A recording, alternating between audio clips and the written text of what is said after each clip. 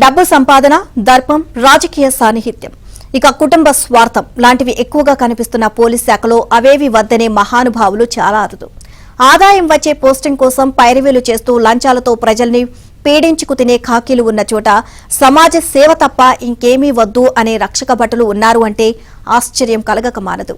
ఇక 30 సంవత్సరాల క్రితం డీఎస్పీగా పోలీస్ శాఖలో చేరి ఐజీ స్థాయికి ఎదిగిన వెంకట్రామరెడ్డి అలాంటివారే.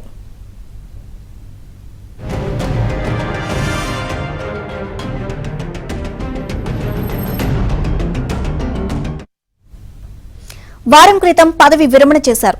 కారు, డ్రైవరు, గన్మ్యాన్లు ఉన్నా అవేవీ అక్కర్లేదు అంటూ అత్యంత సాధారణ జీవితం గడిపేందుకు ఇష్టపడే వెంకట్రామరెడ్డి సైకిల్ తొక్కుకుంటూ రాష్ట్ర పోలీస్ ప్రధాన కార్యాలయం నుంచి నిష్క్రమించారు.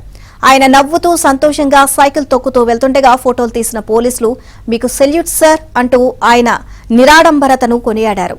ఎక్కువ కాలం పోలీసులకు శిక్షణ ఇచ్చే పీటీసీల్లో పనిచేసిన వెంకట్రామరెడ్డి పోలీస్ శాఖకు ఎందరో రక్షక భటుల్ని అందించారు.